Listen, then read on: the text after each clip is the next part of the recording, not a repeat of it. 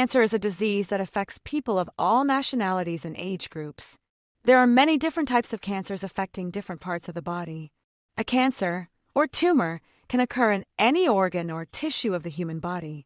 Solid tumors form lumps, while liquid tumors flow freely in the blood.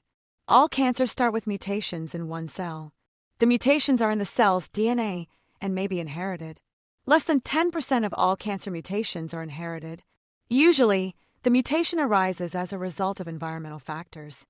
The DNA mutation may be a single nucleotide change as shown below, or a deletion or duplication of DNA sequence.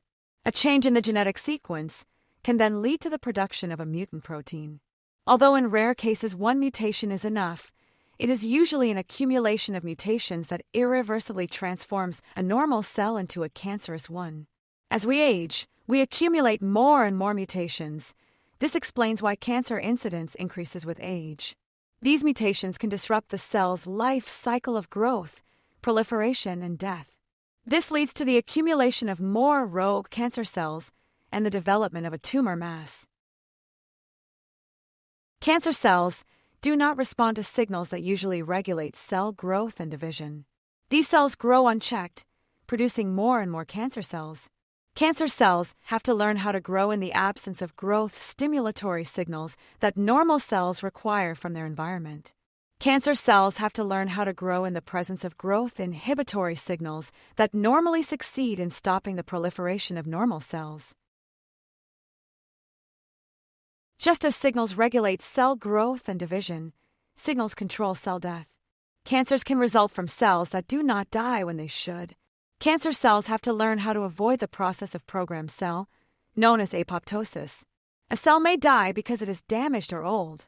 Once a cell is signaled to die, the cell makes proteases and enzymes that degrade its components.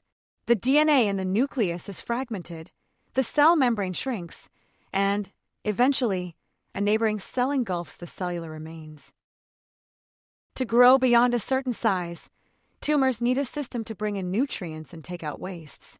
The cancer cells that make up a tumor attract blood vessels to grow into the tumor mass. The blood vessels then nourish the tumor just like any organ in the body. Cancer cells have to learn how to become angiogenic, that is to say, attract blood vessels to grow into the tumor mass, thereby providing the tumor with nutrients and glucose and oxygen and evacuating metabolic wastes and carbon dioxide. Cells have a lifespan.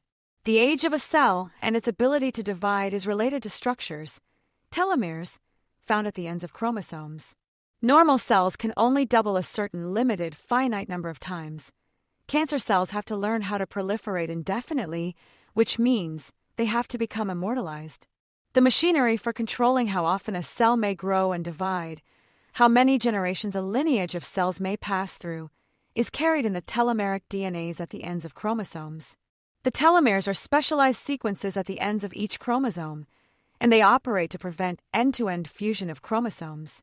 These telomeres protect the ends of chromosomal DNA from such accidents. And as was learned in a number of laboratories, when normal cells go through cycles of growth and division, their telomeric DNA gets shorter and shorter and shorter, and ultimately, so short it can no longer protect the ends of chromosomal DNA. Telomeres start fusing. Chromosomes start fusing in those cells, and those cells die. Cancer cells must avoid that problem because they want to grow indefinitely, and what do? They turn on an enzyme called telomerase that is normally expressed only early in embryologic development and in a small number of so-called stem cells in the body. The telomerase enzyme is able to extend the telomeres, making them longer and longer, thereby enabling the cancer cell to go through many cycles of growth and division without worrying about the imminent collapse of its telomeres. The telomerase ensures the telomeres stay very long. Most of the deaths from human cancers, 90%, are due to cancer cells spreading and establishing colonies in other parts of the body. Cancer cells also have to learn how to invade and metastasize.